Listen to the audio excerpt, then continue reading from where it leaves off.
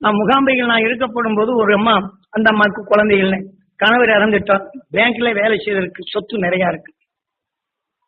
அப்ப நான் கொல்லூர்ல போய், அதாவது கோலமா மகிழ்ச்சி எதனால் அங்க தவம் இருந்தார் என்று அறிவதற்காக நான் கொல்லூருக்கு போயிருக்கிறேன்.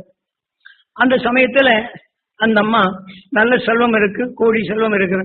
ஆனால் தங்கச்சியின் கணவர் என்ன செய்கிறாரு, இந்த சொத்தை கைப்பிடிக்கிறதுக்காக வேண்டி பில்லி சூனியம் ஏவலாகி இது பித்தனை போல் ஆக்குவதற்கு செயல்படுகின்றனர்.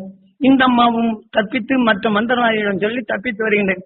என்ன இருந்தாலும் அதனுடைய உணர்வுகள் அதை எதிர்க்கிட்டு ஒவ்வொரு நேரத்தையும் இதுவும் தன்னுடைய பணத்தை செலவழித்து மந்திரவாதி இடத்தில் சென்றாலும் அதை மாற்றிக்கொண்டே வருகின்றது.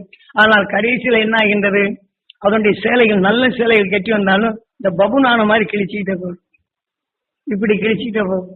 சாப்பாடு ஏதாவது எடுத்து வாயில வச்சா நரகலா மாறும், அதை சில நேரங்கள் எடுத்து அதை வாயில போட்டோன்னு வெறும் தலைமுடியா மாறும். இது நான் கண்கூடு பார்த்த நிலைகள் இது. ஏனென்றால் கொல்லூர்ல முகாம்பைக்கு நான் சொல்லப்படும் போது அந்த கோயிலை சுற்றியே வருகின்றது. அப்ப இந்த அதிசயத்தை பார்க்கின்றேன். அப்ப நான் போன உடனே எல்லாம் சுத்தி ஏதாவது ஒரு பொருளை கொண்டு வருது, அது கொண்டு வந்தோடனே சுத்தி அந்த கோயிலுக்கு முன்னாடி சாப்பிடுறது.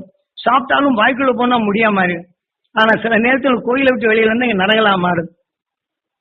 கோயிலுக்குள் போனால் அது அதே ஆதாரத்தை போட்டா தலைமுடியாம மாறும். அதே சமயத்தில் இங்கே சில நேரங்கள் கோயிலுக்குள் போனா சேலை கிழிவதில்லை, கோயிலை விட்டு வந்தாச்சுன்னா தார்த்தாரா கிழிஞ்சு போகும். அது உடல் பூரா தெரிய ஆரம்பிச்சா எப்படி இருக்கும், அசிங்கப்பட்டு வெளியில வருவதில்லை. இருந்தாலும் அதனுடைய ஜபகாலங்கள் இருக்க போகும்போது எப்படியோ அது 4 பேர் கூட 2 ஒருத்தர் வசதி இருப்பானா சில துணிகளையும் கொண்டு மறைச்சு தான் ஆனா கூட வந்து சபான்னு கிழிச்சுக்கிறாங்க. இப்படி இருக்க போகும்போது நான் பார்த்தேன். ஒரு நாள் அங்க இருந்த உடனே இதனுடைய செயல்களை பார்த்தேன். அப்பதான் குருநாதரை வேண்டி, இங்க இவ்வளவு பெரிய சக்தி உள்ளது, கோலமா மகிழ்ச்சி இருந்தால் அதே சமயத்தில் அவருடைய உணர்வை பெற்றார். யாரு ஆதிசங்கரர், அவர் தவம் இருந்த இடமும் அதுதான். அதே சமயத்தில் மூகாம்பிகை என்று நிலையில் இங்கு சக்தி கொண்டு எத்தனையோ அபிஷேகங்கள் எத்தனையோ நிலைகள் செய்து எத்தனையோ மந்திரங்கள் செய்தாலும் இங்க வரப்போகும்போது நீக்க முடியவில்லை. அப்போதான் நான் என்னை அங்க வாசப்படியிலே உட்கார்ந்து இருந்தேன்.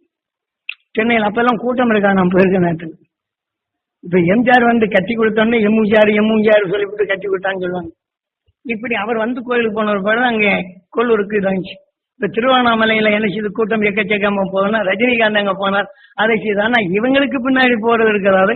ஞானிகள் காட்டிய உணர்வை நாம் பெற்று அந்த தீமையில் அகற்ற வேண்டும் என்ற மனதில் எந்த மனிதனுக்கும் வரவில்லை. இதுவரையிலும் இங்கே பார்த்தாலும் அதேதான். ஆகவே அங்க உட்கார்ந்து இருந்தாலும் நான் பேசாம கொஞ்ச நேரம் இது பண்ணி ஜபமான. அப்ப நான் என்ன செய்தேன், அங்க இருந்து அங்க வாமா அப்படின்னு என்ன வேணா இந்த மாதிரி துணி இங்க உள்ளுக்கு வந்த துணி கிளியுது, வெளியில போனா துணி கிளியுதுங்க. ஏதோ சாப்பாடு எடுத்து வந்து சாப்பிடலாம்னு இங்க மாறுறது இல்லை, இல்லைன்னா நரகலாம் மாறும். சாப்பிட்டா என்ன செய்யும், சாப்பிட முடியாது வெளியில. இந்த கோயிலுக்குள்ள வந்தா இது நடக்கிறது இல்லை. ஏதோ அந்த நம்பிக்கையில சாப்பிடலாம் போனா வாயில போட்டா முடியாது, பாருங்க பாருங்க அப்படிங்குது. சாப்பாடு வாயில போட்டா வெறும் தலைமுடியா மாறுது. அப்படி கொஞ்ச நேரம் பிரார்த்தனை பண்ணுங்க. இது எதனால் என்ற நிலைகளை எடுக்கப்பட போகும்போது அந்த மந்திரவாதிகள் அவங்க காசை வாங்கிட்டு அந்த வேலையை செய்யறாங்க, ஏவல் பண்றாங்க. இப்ப சில நேரங்கள்ல பாருங்க, உங்க வீட்டுல அந்த சேவை நிர்வகிச்சிருக்காங்க, நீங்க போய் தோண்டி பாருங்க, அங்க இருக்கும், அங்க தாய்த்தே இருக்கும், அது இருக்கும், இதெல்லாம் எடுங்கம்பாங்க. இப்ப உங்க உடல்ல இது உங்க இது வந்து பீரோக்குள்ள கூட இதை செய்து வச்சிருப்பான்னு சொல்லுவாங்க, போய் திறந்து பார்த்தா இருக்கும். உங்க ஜன்னல்ல வச்சிருப்பான்னு சொல்லுவாங்க. இது எடுத்தாலும் இதே போல ஏவல் பண்ணி இந்த உணர்வை காசை வளைத்து ஒரு பிழப்பாக பிழைப்பவன் இருக்கின்றானே தவிர ஒரு மனித உடல் உருவான உணர்வின் தன்மை அசுர உணர்ச்சிகள் செயல்பட்டு பிறரை தீங்கி விளைவிக்கும் என்ற உணர்வு ஒரு மனிதன் இருந்தான். இதுவே மந்திர ஒளி கொண்டு அவன் எந்தெந்த தெய்வத்தை வணங்கி வந்தானோ, அதில் எந்தெந்த மந்திரங்களை செய்தானோ அந்த மந்திரத்தை செய்து இந்த ஆவியை கைவெளிப்படுத்திக் கொண்டு அதன் எழுத்து உணர்வின் தன்மை ஒன்றிலே பாய்ச்சி இந்த உணர்வின் தன்மை அங்க பொருளாக்கத்தை கொண்டு வருகின்றன. இதெல்லாம் தெரிந்து கொண்ட பின் நாம் எப்படி இருக்க வேண்டும் என்று அப்போதான் நாங்க இருந்து இது பண்ணோன்னு அப்புறம் நான் கையில உபூதி கொடுத்தேன். இதை வச்சிட்டு வாமா, இந்த வாயில போடு அப்படின்னு ஒரு சுற்றி வந்தது. இது வீடு பெற வரையிலும் நீங்க இதை போய் இந்த இதுல வாயில போட்டுங்க, தலைமுடியில கொஞ்சம் கொட்டிங்க, உடல்ல கொஞ்சம் தேய்ச்சிங்க, நீங்க போங்க வீட்டுல போய் சாப்பிடுங்க அப்படின்னு சொல்லுங்க. சாப்பிட்ட உடனே நல்லா வந்து நல்லா இருந்தா அந்த அம்மாவுக்கு சந்தோஷம் தாழ முடியல.